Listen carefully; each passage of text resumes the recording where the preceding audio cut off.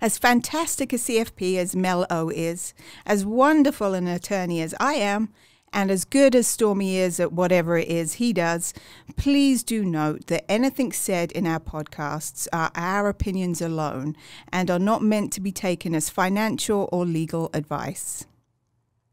Welcome to Finances, the Other F Word, a Gen Xer podcast for musicians and music lovers, where we discuss money and music without all the pretentious bullshit. Here are your hosts, Zoe Terry, attorney at large, Stormy Andrews, founder of Yokel Local Marketing, and Mel O, certified financial planner and author of Finances, the Other F Word. Listener discretion is advised.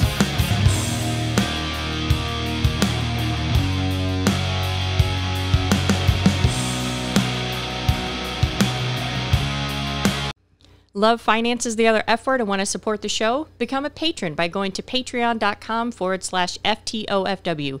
You'll get special features, a shout out on the air, and early releases.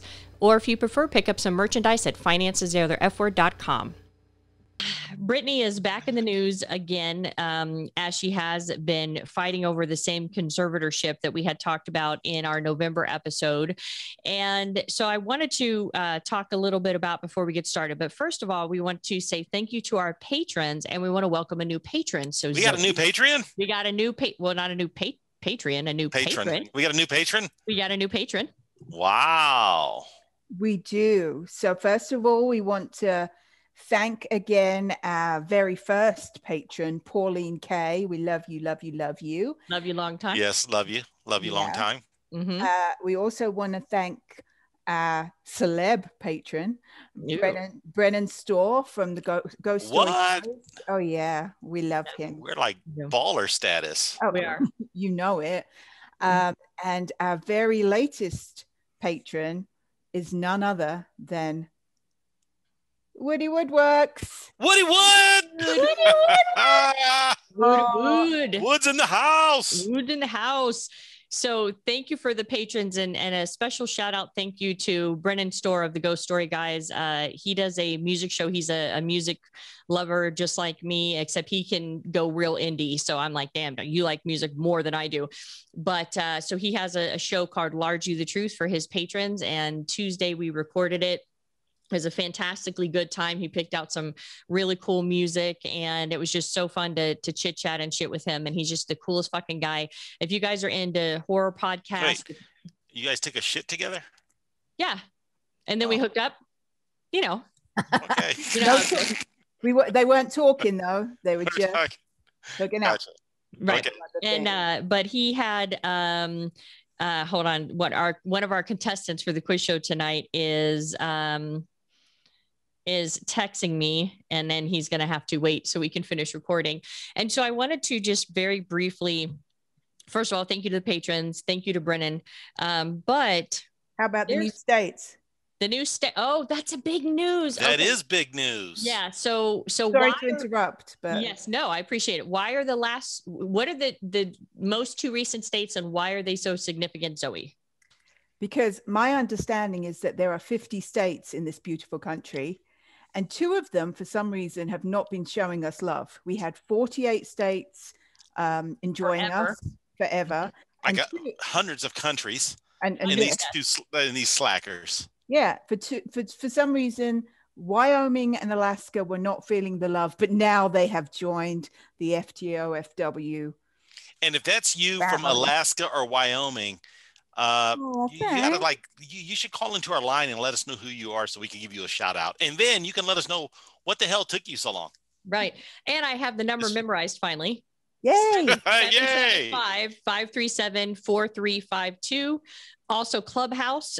We have our quiz show Thursdays at 7s in our room. And and what? You said 7s. 7s, of course, and it's 7 p.m.s on Thursdays. And so we are always looking for contestants. You can use that number to text and become a contestant. We give away real prizes. We have adult beverages with adult conversation. It's fucking amazing. And so before we get into prizes and what? Prizes. I said that. Oh, did you? Okay. I said with real prizes. Zoe's already had a little too much to drink. I know. She's like drinking the neck of her cider bottle, and now she's like talking shit. I finished a whole one, so I'm just saying.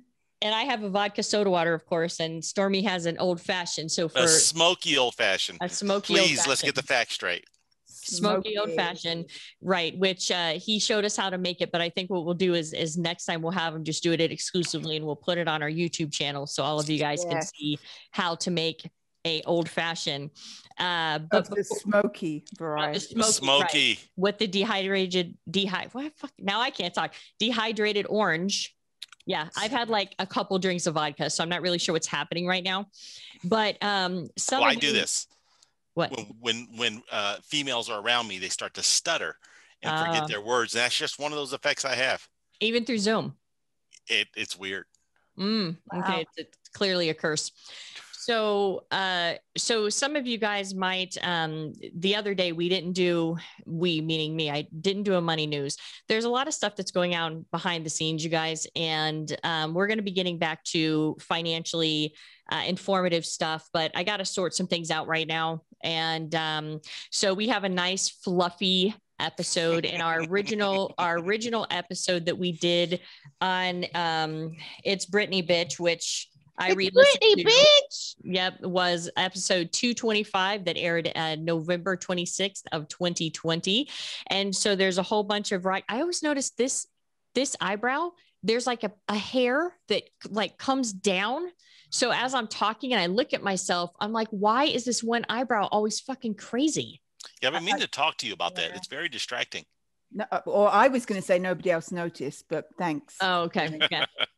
So anyway, there's a couple other cool rockumentaries out there. So let's talk a little bit about the ones that Zoe's seen. Then we're going to end with Framing Britney, and we're going to touch on a little bit about the conservatorship and the finances that we talked about in that first episode. So go ahead with your documentary research, Zoe. Well, it was pretty hard work for me to have to sit down and watch documentaries about musicians. Yeah, well, at least you weren't watching local television like 80-year-olds. Well, I did that in between to keep up on what's going on, and I love the adverts, so I never fast forward to the adverts. So. Are you serious? Really? Oh, okay. Dude, you're British. I don't know. You never know. That dry British wit that's hit and miss. I know. But anyway, so I'm going to talk about 3 that I've watched and just give you a few others to look out for. And then, like I said, we're going to talk about Framing Britney Spears at the end because it's Britney, bitch. I'm not sure if you all know this, but I can't say that enough. So she can't. No. Say it one more time. But I already planned for like 10 to 15 It's Britney bitches, so I'm just letting her go. Okay. Britney bitch. So I'm going to try and say it in different styles too, so we don't get bored. So anyway, the first one I'm going to talk about is one that I saw a while ago, but it's about Bros, and it's called After the Screaming Stops. Now, Bros, nobody here knows who they are, but we have talked about them before when we talked about boy band. I thought you said bras. No, that's because you have a one-tracked mind. Oh. Bros, B-R-O-S. Bros. Bros. Yeah, bros. Bros. Bros. B-R-O-S? Oh, that sounds like bros. You're saying bras. Yeah, I'm saying bras. Bras. Okay, go ahead. Okay, go. We talked about them when we were talking about, when we talked about feuding bands, and Bros was a boy band back when I was a teenager. Anyway, this is one of those documentaries where instead of talking about their a band or a musician's life, it's one where they follow them through a period in their life. And why the fuck they decided to do this, I don't know, but it is so fascinating and so train wreck TV. This follows Bros, who were a boy band back in the 80s, and their twin brothers. And they also had another person in the band who people jokingly referred to as Kevin or something, but his real name was Craig. So this documentary followed them on when they reunited 20 or 25 years later to do a big reunion tour back in London. Now, since that, the boys fell out big time, even though they're twins. Matt Goss, and I've talked about this too, actually lives here in Vegas now. And Matt, please come on our podcast. He is actually fabulous. He does a lounge show here. I imagine I'm not sure if it's still on at the moment, but he really has got a great voice. He does like, crooner type songs. Anyway, so Matt is over here now. Luke, his twin brother, went on to be an actor and director, producer. Anyway, so they fell out big time, but they decided that it would be a good idea to do a 20 or 25 year reunion tour. And this documentary is following them as they reunite and do this big tour back in London. And it's just no filter, following these two brothers as they reunite. And it's just, like I said, it's painful, but it's if you're a fan, or even if you weren't a fan, if you're around in that day, it's really, it's a great watch. So, and that's one kind of, music documentary that you can't help but enjoy. So that was Bros After the Screaming Stops. Got to watch if you're Netflix. No, it's one of these ones, like some of these, like even Framing Britney Spears is hard to find. I ended up having to stream it on YouTube. Me as well. Yeah, it was the Bros one. It was out for a hot second, and now you have to stream it, but you can find it. So everybody run to your computers right now, and go find the documentary on Bros. And Bros. When the screaming stops, because that's the thing. There was such a huge hit, and then there was nothing. The screaming. It's like a behind the music thing, then, kind of. Yeah. Gotcha. Yeah. I understand now. Okay, so that's what the documentary is about, is following them when they do this reunion tour after the screaming stops. So that was the first one I wanted to talk about. The next one I wanted to talk about, completely different, was about Notorious B.I.G. And it's called Biggie, I Got a Story to Tell. And I just watched this the other night because I don't know anything much about him, wasn't into his music. And oh my God. How can you not be into Biggie? I'm a little disappointed in you right now. But I am now. We just lost half our audience. Oh no, but I am now. That's the point. That's why you should watch things. You should watch things even if you're not, not all that, because oh my God, what a talented guy he was too. And just and this is one of the documentaries where obviously they're charting his life and his all his naughtiness beforehand and his rise to fame. And his mom, oh my God, she's just fabulous. She was such a fabulous woman and a great mom. And it just opened my eyes to what just how talented he was as a musician, and what a loss it was. So that's the other one that one of the other ones I wanted to mention that's out there and definitely worth a view. So that's Biggie, I Got a Story to Tell. I think that's on Netflix. Stormy and I already knew he was cool and talented. So yeah. Up top, Stormy. Zoe's a little I'm late. a little bit late there, but Now the next one I watched was Dolly Parton documentary called Here I Am, which was on Netflix. Now everyone loves Dolly, and I don't love Dolly. Now what? You should. Then okay, I do. Watch the documentary, and if you didn't love Dolly before, you fucking will adore her by the end. Okay, well, I love Dolly, so. So this documentary again is another one where it's, running through her life, but also actually interviewing her now, which obviously the Biggie Smalls one. You can't say Biggie Smalls, can you? Because he got sued, so he couldn't say Biggie Smalls. So it's. So Notorious B.I.G. That one, they had interviews with Puff Daddy and all the ones that you would imagine. But so for the Dolly Parton one, did they interview P. Diddy for that too? Not for the Dolly Parton one for some reason. No, I'm talking about the Notorious B.I.G. one. Yes, yeah, that's what I was saying. I was jumping back and saying. I know you missed the joke though. If I have to explain it, it's not funny. Oh, okay. And then I was going to follow it up with Sean Combs, but I'm like, okay, fuck it. She's not even getting it the first time. So we're not going to. I'm so excited about the Dolly Parton one. I'm sorry. Okay, go ahead. Talk about Miss Parton. So obviously they interview her, and I thought I knew a little bit about Dolly, but this, you definitely learn. And you may know, you're probably going to know all this shit already, Mel, and maybe you even too. I know everything. You do know everything. But for a start, I mean, I did realize that she was kind of older, but I didn't realize that she has been around for quite so long. I didn't realize what a like feminist icon she really is, without even meaning to be. She in 2019 celebrated her 50th year on the Grand Ole Opry. And at the same time, I didn't realize that she'd been married for over 50 years to the same person, Carl D. Really? Wasn't she married to Burt Reynolds once? No, that was Lonnie Anderson. No, and Lonnie Anderson had a disease that I want, where her boobs just continuously kept growing and she had to keep getting breast reductions. I'm like, really? You fucking hot and you're cursed with that disease? Like, fuck you, Lonnie Anderson. Shit. Some of us didn't even get a good bra until like 13, but no, whatever. Well, Dolly was bras. Go ahead. Well, she's been married to Carl Dean since 1966, and he is very rarely seen in the media. And yeah, I just thought that's amazing that she just managed to keep it all separate, keep him out of the limelight, and yeah, they've been married ever since. And just I don't know, it just loved her even more after watching this documentary. Now. And the reason why he stayed out of the limelight is because he told Dolly Parton, he said, I married you, not your career or whatever. So he just stays on the ranch and takes care of shit. And she goes out and bees Dolly, you know? Yeah.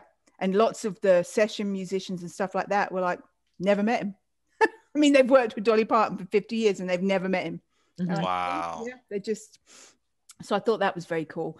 Now, I may be like, I must be. I didn't know that Dolly Parton wrote I Will Always Love You.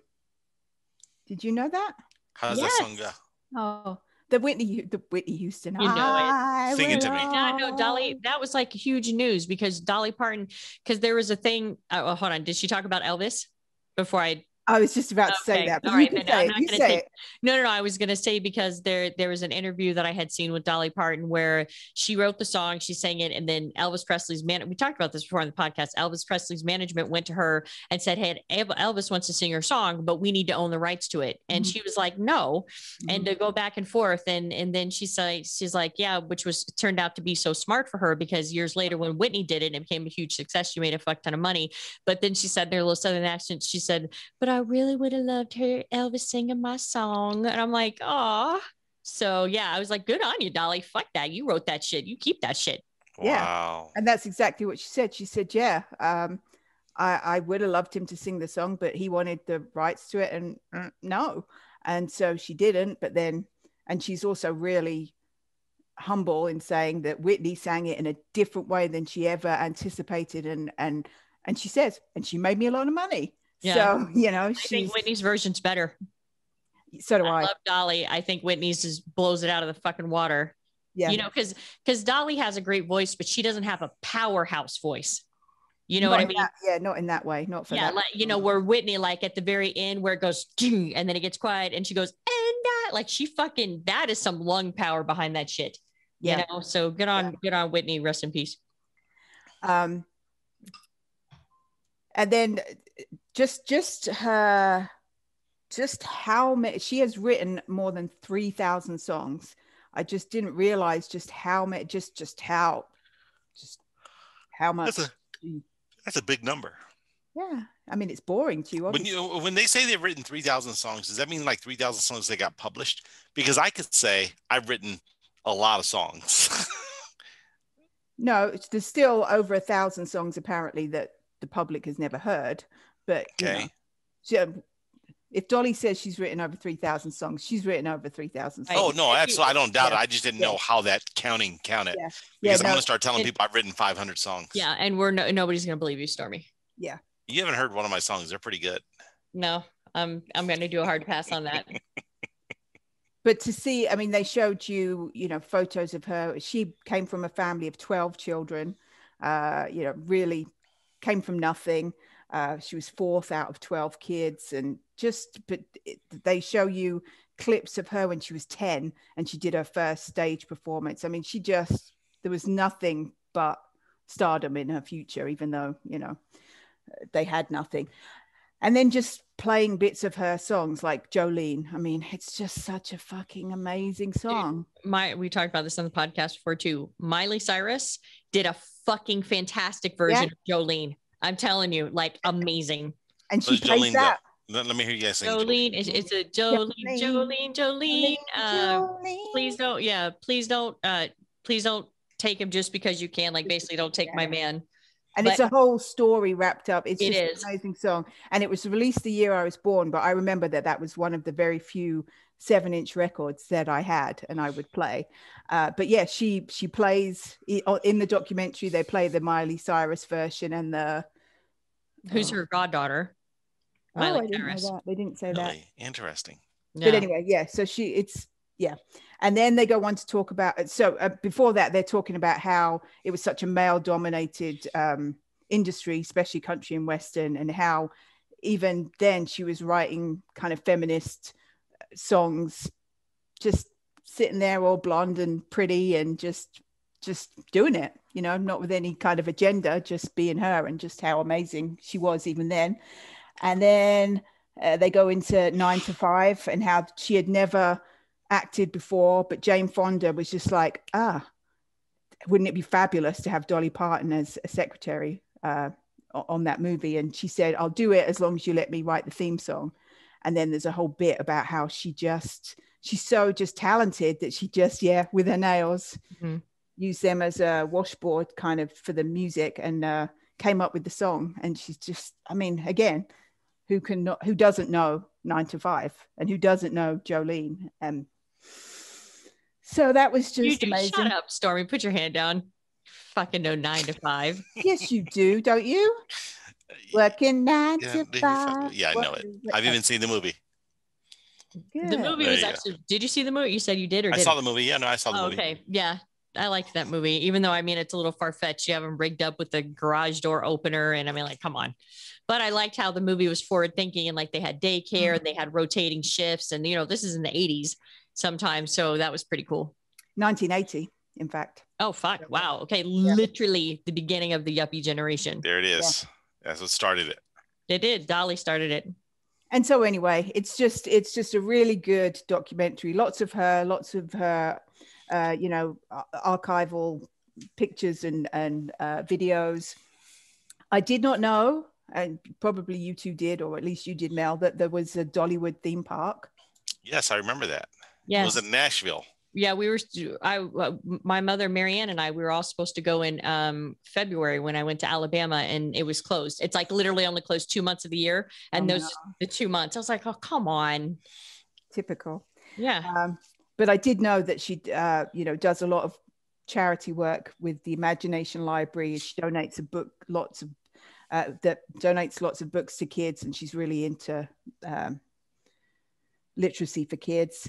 And then it goes through all about, her darker periods in her career where RCA dropped her, and how she rebuilt herself. She did bluegrass albums, and although they weren't very commercially successful, they were critically acclaimed, and how she just didn't have a manager for 17 years, then got a new young manager in 2004 who's still her manager. And one little snippet or tidbit, or whatever you call it. In 2014, she played to the biggest audience of her career. Where do you think that was? Probably it would have 2014. Wembley Stadium or Madison Square Garden. Glastonbury. So I was going to guess Glastonbury. You didn't give me a chance to guess. I gave you a chance. You did not. I was waiting for Mel O to be done because I knew she was going to blow it. She's got no game when it comes to music. None at all. But anyway, highly recommend Dolly Parton. As I said, it's called Here I Am. It's on Netflix. So go see it. I learned a lot, and I love her even more than I already did. So anyway, there's there's streaming services are saturated with musical documentaries, and except the Framing Britney one, apparently. The Framing Britney one, which fucking hell, we had to won't tell you what we had to do to see it. But one other one that I did want to mention, and I posted an article on Finance is the Other F Words Facebook today about, is that this weekend a big documentary called Tina, about Tina Turner, is coming out, and they're making a huge big deal. It's coming out on HBO. They're having a big 2-day event with NTS Radio about it.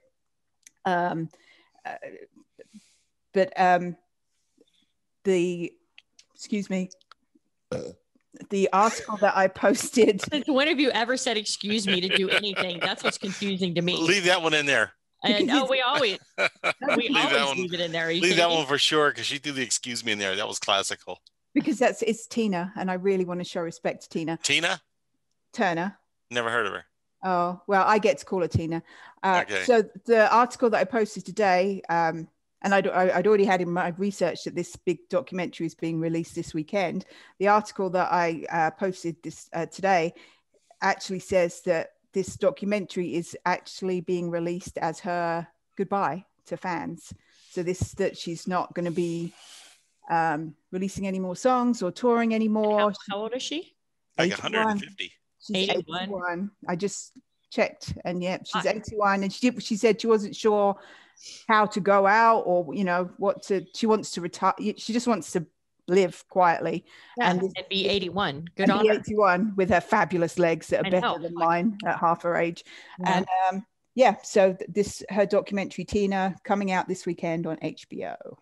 So and yeah, there's many others out there that look kind of good depending on your taste in music, like Queen and Adam Lambert story, The Show Must Go On, The Two Killings of Sam Cooke, which looks really interesting, ZZ Top, that little old band from Texas, Taylor Swift, Miss Americana, Sinatra, All or Nothing at All. There's just tons. Great of song. Oh, it's one of my favorite Sinatra songs. Yeah. All or nothing at all. I fucking love that song. So half a love. Sorry, now it's in my head. Hey, Sinatra, what's up? How you doing? Not so good, actually. Yeah, how are you doing? Like 50 years ago. Hey. Right. Well, yeah. And then the next one we're going to talk about is Framing Britney Spears, which is a New York Times documentary, which we had a hell of a time finding. It was on Hulu, and you watched it, right, Stormy? Of course. Okay, go ahead, Zoe. Excellent. It's on Hulu. Everyone has Hulu. But it's not on Hulu anymore. It was on Hulu. Yeah, well, no one has Hulu.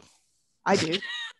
I do, because it has I figured you would have Hulu. No one else has Hulu. You're like the only person that pays for Hulu. I have Hulu because it has Futurama on it. Yeah. You got to find something else. Hulu. I had Hulu for a while and it just sucked. Yeah, I'm not impressed with Hulu either, but it has Futurama on it, so it is what it is. And I can't remember what it has on it that I like, and like I said, it has adverts, so why wouldn't I love it? But it's not on there anymore, so we ended up having to watch it on YouTube. I watched it on my iPad in the tub, and then out of dangerous. The tub. No, it sits on the side. I don't have kids running around. I don't have to worry about it. If I put something someplace, you have dogs stay in there. They don't jump on the tub with me. I mean, have you seen the dogs? They can't even jump. They just like roll. The little one can. Little one, she does sometimes lay on the side of the tub. So what was your most interesting observations of the Framing Britney, Zoe? And then I'll tell you my thoughts. That it's very clear that first of all, it's very clear that whether or not the conservatorship was necessary at the start, it's highly dubious that it's necessary now. It's very clear. Yeah, go on. No. We need to explain how we got to that point for people just real quick. So the episode we did in November, we were talking about how basically when she kind of went crazy for a minute and she shaved her head, she went under conservatorship with her father, and it was supposed to be temporary, and then it became permanent, and she's been trying to get out from under it ever since. And he completely controls every aspect of her life, but now I think it's only the estate part. So I just wanted to say that for those of you who haven't been following the Free Britney movement. So I'm sorry, Zoe, go ahead. That's fine. I think that a couple of points that really got me, especially as an attorney, was there was, as you know, a few attorneys that they talked to, and one of them she had met with to appoint as her attorney. And okay, as attorneys, we're not medical professionals, but he had established to his own mind that she was competent enough to retain him, but she was not allowed to retain her own attorney early on to represent her, based on a report that neither the attorney or her or anyone was allowed to see or has been able to see ever. How is that possible? Exactly. And so she was only given a court-appointed attorney. And you can't. like, so how is that right?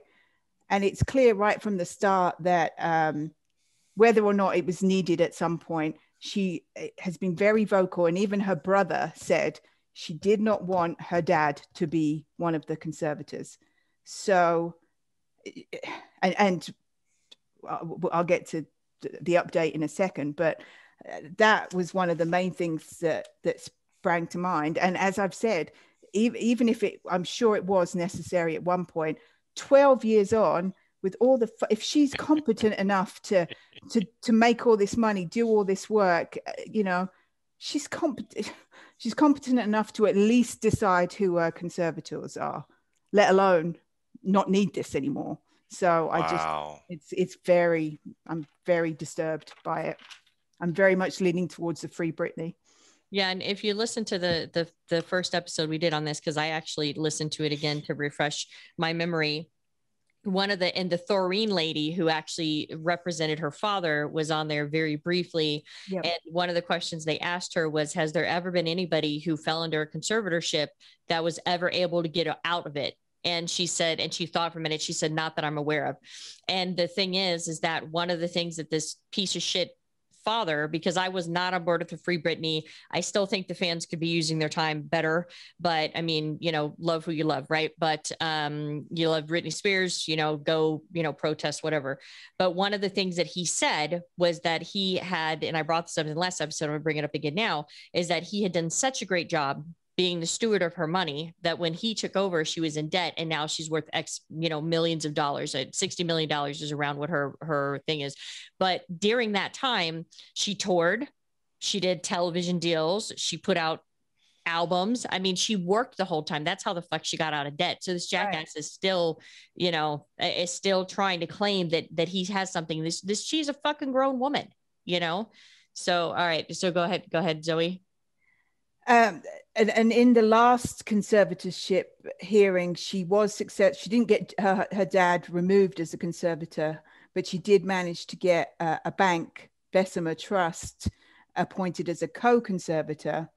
And she just, another article that I posted on our Facebook page today is that she's now reapplied again to have somebody else, a care professional, Jodie Montgomery, who had replaced her dad temporarily when her dad was sick, to have her replace her dad as the other co-conservator. So she's not even saying, although she reserves the right to petition to have it removed, she's not even saying right now, take this fucking conservatorship away from me. She's just saying, I just don't want him as a conservator.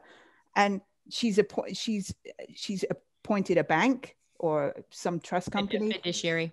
Mm-hmm. Yeah. Fiduciary trust company. And a care professional who was already appointed at some point.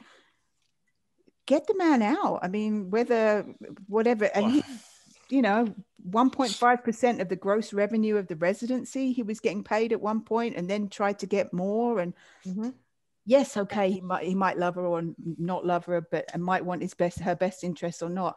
But she's a grown woman, and she doesn't want you. So piss off. So, well, I mean, I just don't understand how the courts. I mean, these are something I don't know how the legal system works in that regard, but I'd say, that judge must be on the take, because it just doesn't even make sense to me. And a lot of things in the legal system doesn't pass the sniff test, the common sense test, because they're following some antiquated law. Is that the case here? Are they following some antiquated laws Well, there's a couple things that happen. First of all, it's in probate court, which is the wrong court system. It should be in whatever court system is for people who have mental issues, whatever, but instead it's in probate court. They've never been able to move it out. We talked about that on the last podcast. We talked about Jody Montgomery on the last podcast. We talked about Bessemer coming in and doing the co-conservator. And according to the documentary, which I was just thinking in my head, like, why the fuck would this lady agree to this? And they said that she wanted to see her kids really bad. And the only way that she could see her kids is to agree to this conservatorship. And then it ended up getting taken away from her. And when she had shaved her head, I was like, oh my God, she's really breaking up. But when they talk about the timeline in the documentary, she had been trying to see her kids. Kevin Federline wouldn't let her in the gate.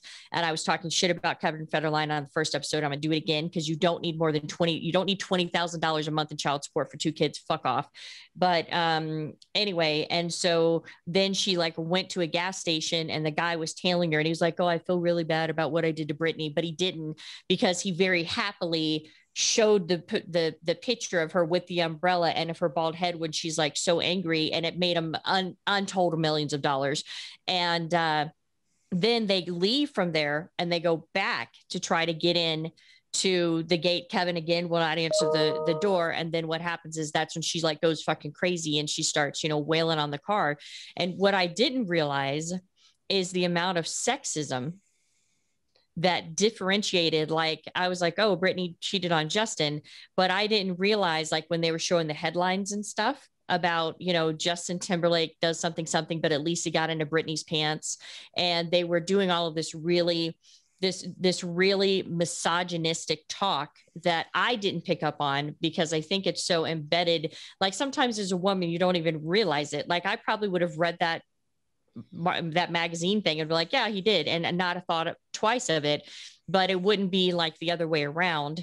And the sexism part really was just like blowing me away. But the thing I thought was the highlight of the whole documentary was it was like a 3-second clip of Michael Moore. And they're like Andrew Cooper, and then Larry King is talking to Andrew Cooper, and then Michael Moore was Larry King's guest, and Larry King is saying something. He said, you want to say something? And Andrew Cooper is like, yeah, Britney's, Anderson Cooper. Anderson. What did I say? Andrew. Oh yeah, Anderson Cooper. And so what ended up happening is that Anderson Cooper had said something to the effect of, oh, Britney's out of the hospital and now she's at the Beverly Hills Hotel and this whole thing is really sad. And Michael Moore said, it doesn't have to be sad. He's like, why don't you guys just leave her alone and let her live her life? He's like, then it'll be less sad. And I was like, that is fucking amazing. Like, I was never a huge Michael Moore fan, but that spoke volumes to me. And it was really in detailed. It was a very good documentary. And I like a couple of Britney Spears songs, but I don't follow the woman and everything like that. And I think that she's eventually going to get this asshole off of her conservatorship and out of her money, because cutting off his income supply. Why the fuck would you keep working? She doesn't have to ever work again. Why the fuck would you keep working to pay some assholes money? Fuck you, man. But this is the thing that I didn't understand. Where the fuck was the mother? This asshole hadn't been involved in her career at all. And the mother was kind of involved in the career, but not really, because she had to take care of the younger sister. So that other lady, who I can't remember her name, Felicia, was good friends with her and chaperoned her and helped Britney and all this kind of stuff. And then all of a sudden, when things go wrong with Britney, here comes the fucking father just taking over shit. And I would have been like, no, motherfucker, like, you're not. So all I thought is, why is the mother letting that happen? And then she finally expressed concern in last November, or whatever, October, November, when this first happened, saying that, the relationship between Britney and her dad is soured and she wants to have a legal say. And I'm like, where the fuck were you for your daughter this whole time? I mean, 12 years now? What the fuck? And somebody did say in it, there's so much that you don't know, and that's the thing. And like the report that the lawyers didn't get to see, there's so much in the legal system, especially when it's about someone's mental health and things like that, that will be sealed documents that we don't know. There's obviously reports from psychiatrists and other people that is the reason why it's still going, that no one will have access to. But how do you But I mean, how do you ever prove? And like that Thoreen lady was saying, you know, if the burden of proof falls on the conservatee, that they don't need to have a conservatorship anymore, how are they ever? If you just, it's like these people with these conspiracy theories. The more you try to disprove it, the more you prove it in their brain. So if I'm a conservatee and I'm trying to say, I know what the fuck I'm doing, I had a rough patch, back off me, I was under a lot of pressure, I'm ready to take control of my life again. And the fucking response is, oh, well, we think, you know, we can't trust what you're telling us because you're crazy. Well, I'm not crazy. I'm telling you I'm not crazy. Yeah, but you're crazy. So it doesn't matter if you're telling us you're not crazy because you're crazy. So it's like this fucking circular argument. And the one thing that I hope with the Free Britney movement is that it does bring, like they mentioned in the documentary, light to the conservatorship process, because I wonder how many other people, because you don't have to be a celebrity. Like you think if you have parents and one of the spouses die, they could have a huge life insurance policy. And that creates a big estate for a child. And, you know, then if the child, you know, becomes of age, but you still want to be able to control the money, then, you know, you start coming up with ways to do that and roping them in legal ties. And I mean, so this has got to be happening all the fucking time. And you can never get out of it. Like you just can never get out of it. Well, there's that movie, I Care a Lot. I just want to say something. I want to say something because I kind of agree with it, because if she was a man, we'd let her out. Oh, she would never be in it in the first place. It never would have happened in the first place. Yeah. How many male artists can wrap their cars around poles being completely drunk out of their mind and smacking people, and everybody's like, he's going through a phase. Yeah. But what were you saying, Zoe? R. Kelly was going through a phase. No, he was going through lots of phases. Oh, yeah. Yeah. What were you saying, Zoe? There's a movie that's out currently called I Care a Lot. And it's based on a similar concept of. Is that on HBO Max? Oh no, I Love You. Yeah.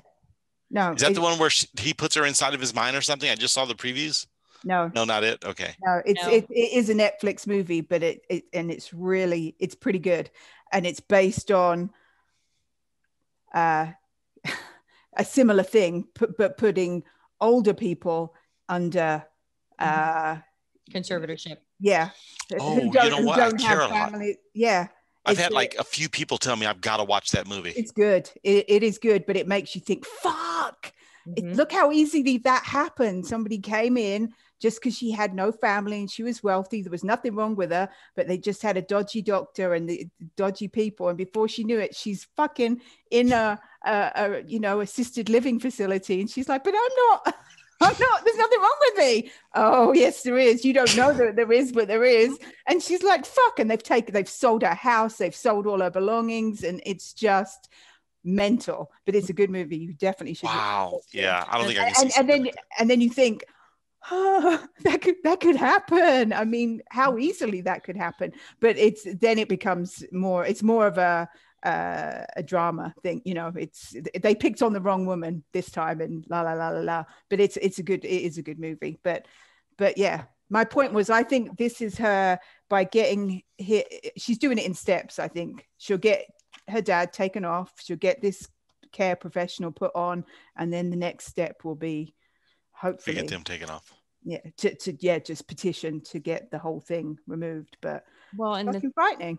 Yeah, well, the thing is that in our industry, we have certain protocols if we think that a client is falling under elder abuse. But the thing is that if somebody comes in and says, oh, my mom, my grandma has an account here and she's crazy, here's the doctor's note, here's the court order, and now I'm appointed over her money, that's really, you can't really do anything at that point. The only thing you can do in my industry is if you catch it early enough. And so even when I worked in the banking systems, they had all these protocols like, okay, if an older person comes in and they see them under duress, or they have a younger, grandkids, or somebody who's saying their grandkids, like there's certain things you have to do. There's certain things how you have to act.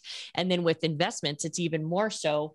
But the thing is that if you can just work within the system to perpetrate the elder abuse or the other abuse, then what recourse is there really for anyone to have? And so I really hope, because according to the Thoreen lady, if Britney Spears can get out from under the conservatorship, she'll be the first person that she's ever known to be able to do it. She's worth $60 million fucking dollars, man. I mean, someone who's worth $60 million, if they can't get out of it, wow. What chance do you have? You don't. If you're just a regular folk. Yep, you don't. I mean, it's fucking insane, dude. It's crazy. So I hope for her, I mean, I'm not going to go stand out in front of a court and do the free Britney thing, but I mean, I hope that it comes to an end for her. And I'm glad that Jody, did you guys just hear that? Yeah. Jesus. Tornadoes and violent storms hit Southeast, leaving at least 5 dead. Oh, wow.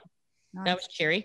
So I hope that Britney gets out from underneath that, and you can go back and listen to the first episode, and this will be the follow-up episode. Was there anything else that you wanted to mention about the documentary, Zoe? Stormy, anything else you wanted to mention about the documentary, since I know you saw it? Well, when I sat there and watched the documentary, I was intent, and I took several pages of notes. I just can't find my notebook. Oh, damn. Did you check under your testicles? Oh, you know what? That's a good place. That's a good place. Let me check that out. You should. He's going to like slightly move his junk and fucking a notebook is going to fall out. He's like, that's where I stash all my stuff. Like Marge with the Simpsons, she puts everything in her hair. So on that note, so like I said, there's a lot of stuff going on behind the scenes, you guys. And so we'll be coming back to financial topics, and we just got to get some things sorted out. So make sure that you follow us on all our platforms. Finance is the other F word. We still have Clubhouse invites. So if you guys have an Apple product, whether it's an iPad or phone, and you're looking at getting on Clubhouse, we have invites. You can text us at 775-537-4352 and let us know you need an invite. We'll get it out to you. We do the pub quizzes every Thursday at 7 p.m. Vegas time, Pacific time. And we need contestants. So just let us know, have a libation prepared when you come in, and that takes place in the Finances the Other F Word Clubhouse. Of course, we have a YouTube channel, blah, blah, blah. Follow Lily Lou Mittens on Instagram, and Stormy's book, World's Best Buyer Persona System, and Finance, the Other F Word, Another F Word to Love, is all available on Amazon. And without, what am I? Further ado. Speech? Further ado. No, it's not with further ado. It's without further ado. Yeah. It is with further ado? Without further ado, go ahead, Zoe, get it out of your system. Oh, she's taking a big swig of cider right now. Britney, bitch. Oh, that hurt a little bit. It's Britney. It looked like it hurt. It's Britney, bitch. So ponder that tonight. We're out this bitch. Peace out. Bye. It's Britney, bitch. It's too late. Well, I mean, it's not too late for that audio, but. Okay. Yeah. I'm going to stop recording. Okay. All right. Thanks for listening. If you like us, subscribe wherever you get your podcasts.